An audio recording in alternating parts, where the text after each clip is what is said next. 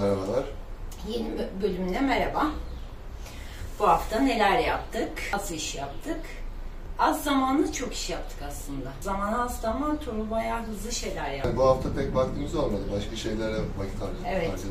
Sema'nın mezuniyeti vardı. 2-3 gün o sürdü. Sonra Kütahya'ya klozet bakmaya gittik. Tabii bulamadık. Çünkü çoğu mağazalar kapanmıştı. Oradan Bozüyük'e geçtik. Bozüyük'te de aynen. Yani istediğimiz ürünlere bir türlü ulaşamadık. Şu anda da gök gürlüyor. Yağmur yağmak üzere. O yüzden hızlı bir çekim yapalım. Ne yaptık? Aslında çok fazla bir şey yaptık. Hala aynı yerdeyiz. Elektrik tesisatındayız. Elektrik tesisatını görebilmek adına şu yanları falan açıyorum. Çünkü aşağıda şasede çok fazla boşlukta kablolar var. O kabloların nereye gittiklerini falan bilmediğimiz için arkadan itibaren güvenli bir şekilde onları toparlayacağız. Ön tarafa da hepsini attıktan sonra zaten elektrik tesisatını yeniden başlayalım. Bir boşaltalım. Sonra elektrik tesisatını öne toplayıp tesisat işini bitirelim. Sonra bu yaptığımız işte o şase işimizin en azından yarısını tamamlamış olacağız. Toptan ödeyeceğiz. Yani ona yararlı olacak. Paket program hep birlikte. O yüzden biraz iş böyle sürümcemeye geliyor, uzuyormuş gibi geliyor. Sıkıntılarımız o. Biraz kameranın üstünü... Mesela şurada bir kablo ucu var, boşta. Spiralle bir yere kadar gelmiş, geri ondan sonra nereye gittiği belli değil. Ama bu mutlaka bir şeyin bilgisi. Böyle bir kablo boşta. Bunun gibi bir sürü kablo boşta. Bak burada bir boşta kablo var. Burada bir boşta kablo var. Bak elektrik tesisatı, yani ev elektrik tesisatı için çekilen 2 saat çarpı 0.75'lik bir kablo var, arkaya doğru gidiyor. Yeni çekilmiş kablolar da var. Bak mesela kablo böyle bomboş. Soru soracağım. Böyle. Biz bunu açtık, bunları gördük. Açmayanlar göremiyor. Ya zannetmiyorum bu kadar da böyle tabii görmez de ama bu kadar da böyle olduğunu zannetmiyorum. Her araçta böyle bir şey yoktur değil mi? Yoktur tabii canım. Niye olsun? Şuraya bak. Şunun başını gösterir misin? Boşta bir şey. Hı hı. Bir profil var. O profil bomboş. Hiçbir işe yaramıyor. O niye oraya konmuş? Belli değil. Ama şurada bomboş bir alan çıktı. Yani burada hiçbir şey yok. Şase burada. Yani bunun altına kadar nereden baksan bir 40 santim falan inebiliyor. 40 santimde 1 metreye işte 80 santimde böyle bir dolap alanı gibi bir şey de olabilirmiş orası. Evet, bayağı boş. Bayağı boş yani.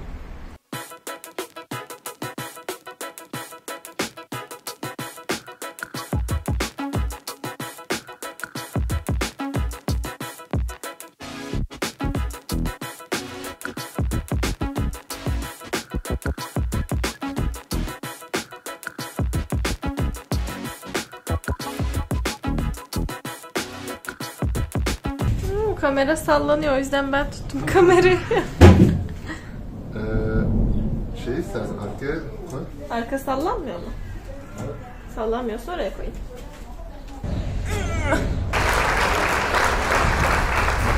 Tamam.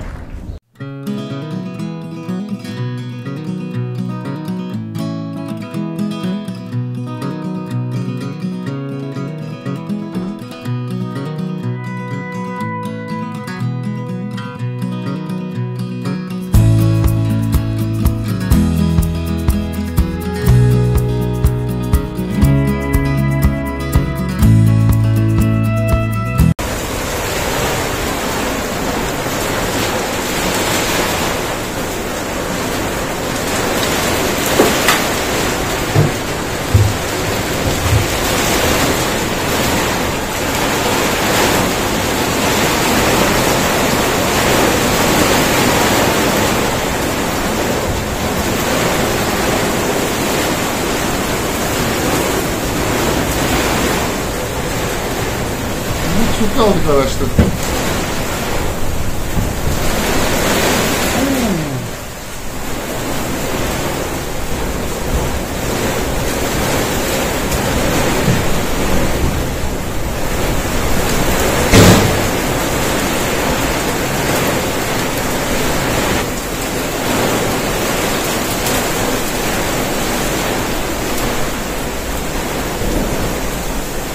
Bu yağmurun sonu hayır değil mi? Yani kesinlikle öyle görmedim.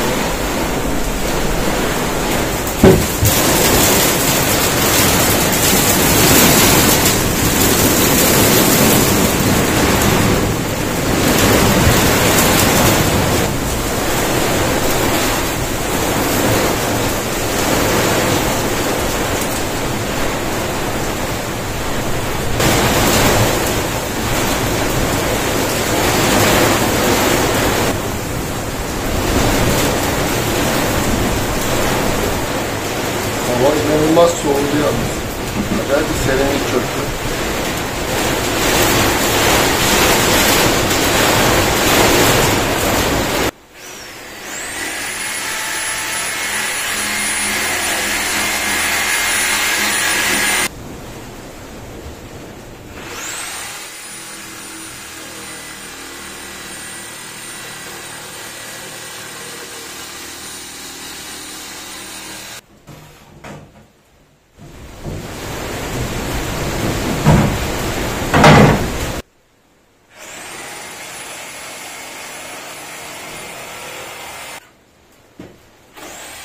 İki kuyruğuyla kesim daha kolay. Yani o hakim olabiliyorsanız bu testereye gayet kolay. Testerenin sürekli çalıştığı şu dayamasının olduğu yerden sonraki şu yaklaşık 50 milim 60 milimlik bir yer tabi zaman içinde biraz keskinliğini kaybediyor. Daha uç noktalar daha keskin oluyor. Böyle kesiyor ama biraz daha yavaş nokta kesmeniz gerekiyor. Devir ayarlı bir alet olduğu için yavaş yavaş devirle daha hızlı kesim yapabiliyoruz. Taştan iyi. Niye iyi? Tabii taşın, yani spiral taştan bahsediyorum. Spiral taşın çok avantajları var. Fakat çok fazla çapak atıyor, toz kaldırıyor. Bazen de bazı yerleri yakıyor. Onu çalıştırmadığın zamanlarda, yani böyle bir profil taç kesimi, belki bir taç kesimi için çok iyi. Bir profil kesecekseniz veya arkası müsaitse, yani şu kadar bir çalışma alanına. Tabii bunun bir de kısa bıçağı var. Orijinal bıçağımın biraz daha kısaydı. Ben yani kalite yönünden bunu tercih ettim. Biraz daha esnek, hani sıkışırsa kırılmasın diyerekten bu bıçağı kullanıyorum. Bu kadar bir çalışma alanına sahipseniz arka tarafta çok hızlı bir kesim yapabilirsiniz. Bundan göstereyim mesela. Bunun arkası müsait şu anda, burada kesim yapacağım yerin, çalışma yapacağım yerin. Saç parçasını buradan hemen keselim.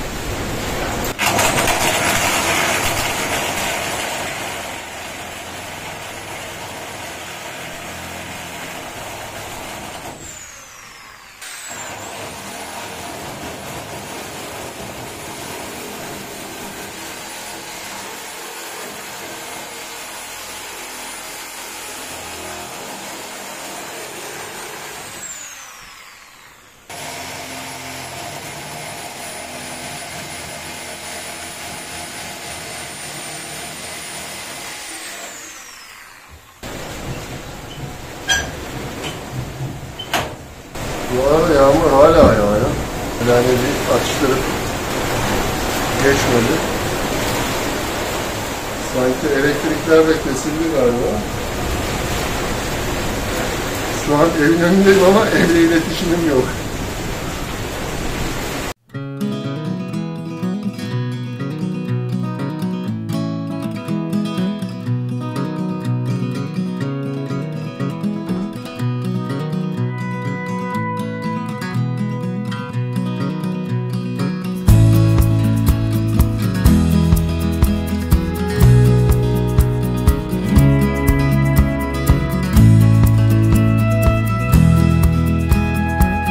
Fırtına şekline dönüştü. Yaklaşık bir 15 dakikayı da buldu herhalde.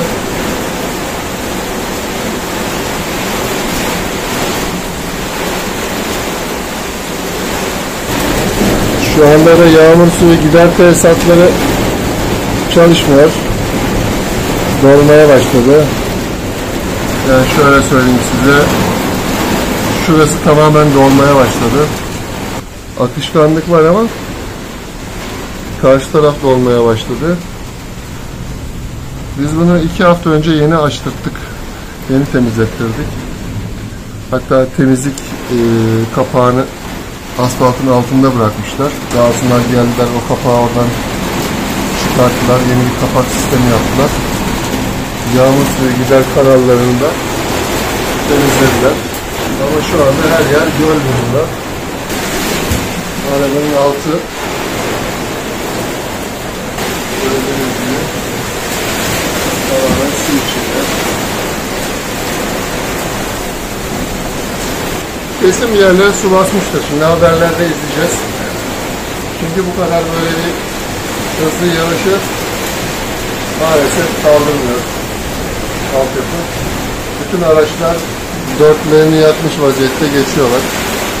Şimdi ben de koşarak eve girmeyi düşünüyorum. Artık üşüdüm burada. Günaydın.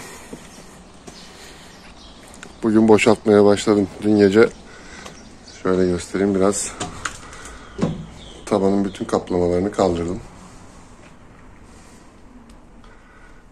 Şunları bir dışarıya çıkartacağım şimdi. Sonra da kesim yerlerini belirleyip saçları, aşağıdaki saç kaplamaları, şurada deforme olmuş, paslanmış saçları tamamen söküp atacağım.